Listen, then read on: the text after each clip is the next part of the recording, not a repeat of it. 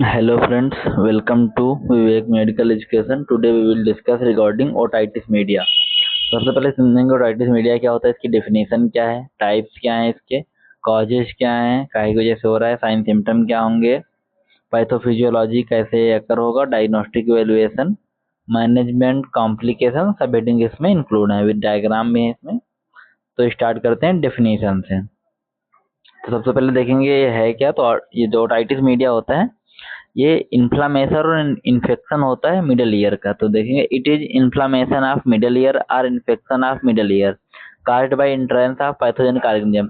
कोई micro pathogenic micro organism के organism के ईयर के अंदर जाने में, बॉडी के अंदर जाने की वजह से मिडल ईयर में इन्फेक्शन या इन्फ्लामेशन होना ही ओटाइटिस मीडिया कहलाता है।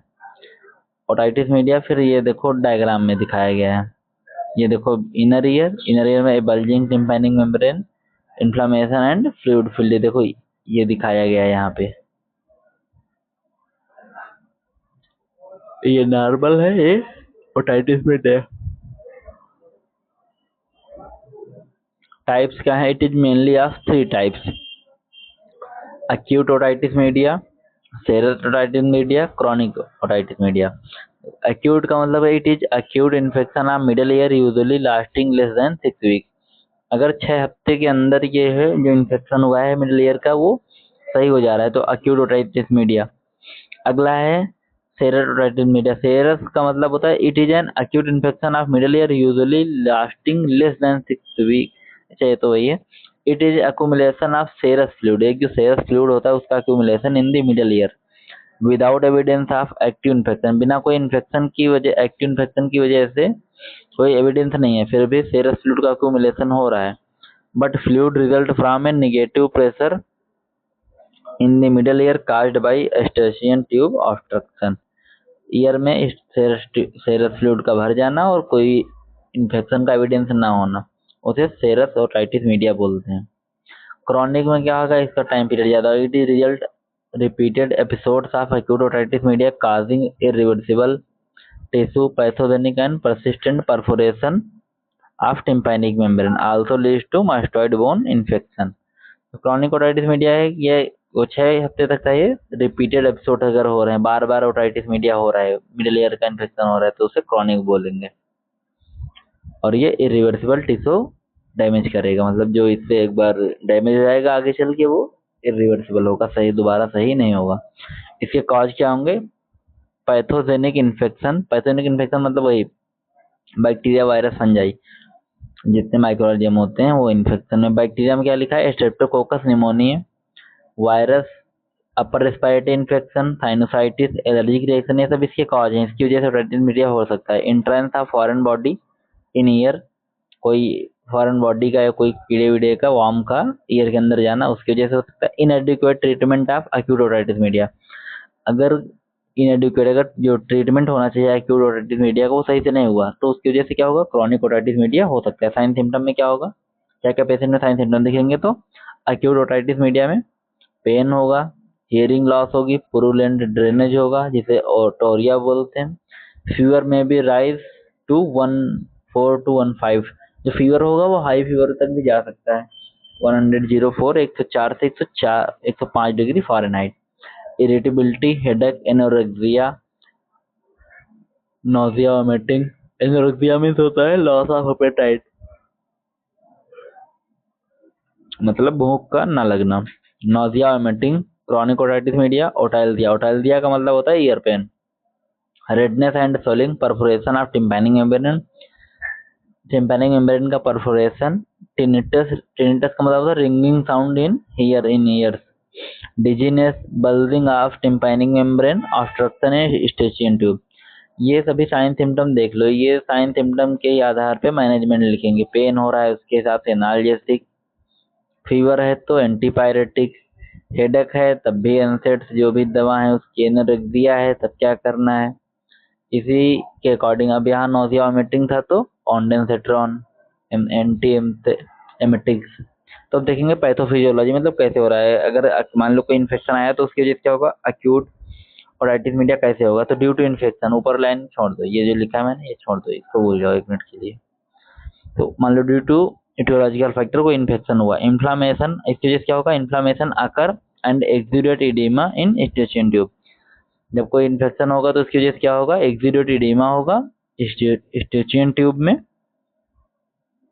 इन मिडल ईयर, जो मिडल ईयर में स्टेचियन ट्यूब होती है, स्टेचियन ट्यूब की जो सप्लाई होती है वो नोज की तरफ होती है,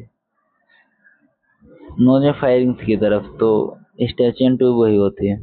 उसकी वजह से क्या होगा, सेरस एक्सुडेशन इन मिडल ईयर, उसकी वजह से जो सेरस फ्लूइड है उसका एक्सुडेट जो है वो कहाँ होगा, मिडल ईयर में।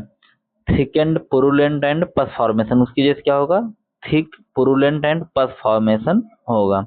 Leeds to tympanic membrane perforation, इसकी वजह से क्या होगा, जो टिम्पैनिक मेम्ब्रेन है उसका परफोरेशन होगा। उसकी वजह से क्या होगा, क्रॉनिक ओटाइटिस मीडिया। फिर accumulation of pus inflammatory exudate under pressure in middle ear cavity. फिर ये क्या करेगा, may lead to necrosis tissue, damage tympanic membrane, conductive hearing loss, extension of infection may occur into mastoid cell। तो ये pathophysiology है। अगर ना याद रहे तो सीधे due to etiological factor, microorganism enters in the ear या entrance in the ear by ear के रूट से गया, उसकी वजह से क्या वहां पे क्या करेगा, multiplication and colony formation, then perform in the eustachian tube, then ear, जो ईयर की टिम्पैनिक मेम्ब्रेन है, tympanic membrane perforation start and आगे जाके ओटाइटिस मीडिया कॉज खत्म, ऐसे भी लिख सकते हो। डायग्नोस्टिक फाइंडिंग में क्या करोगे, history collection, physical examination, otoscopy examination का मतलब ये हो गया, ऑटोस्कोपी करते हैं ईयर का एग्जामिनेशन ऑटोस्कोप से, वही audiometry, tympanometry, culture and sensitivity test, microscopic view, MRI. Complication में क्या होगा इसकी वजह से, और क्या क्या कॉम्प्लिकेशन आ सकते हैं, तो कंप्लीट हियरिंग लॉस, अगर मान लो ये किसी को हुआ है ओटाइटिस मीडिया तो इसकी वजह से आगे जाके कंप्लीट हियरिंग लॉस भी हो सकता है अगर वो ट्रीट नहीं हुआ टाइम से।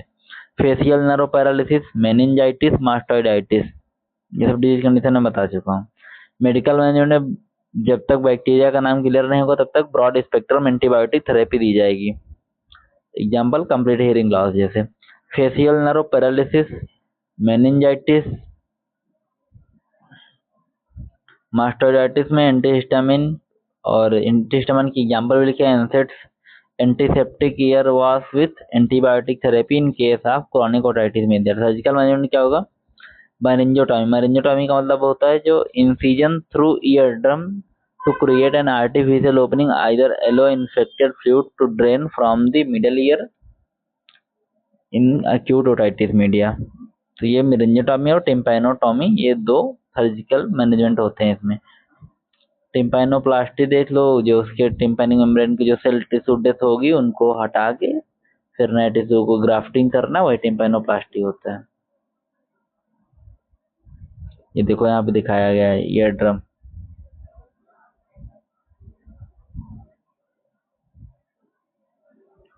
देखो यहाँ परफोरेशन था कटा, उसके बाद क्या हुआ, ग्राफ्टिंग की गई है।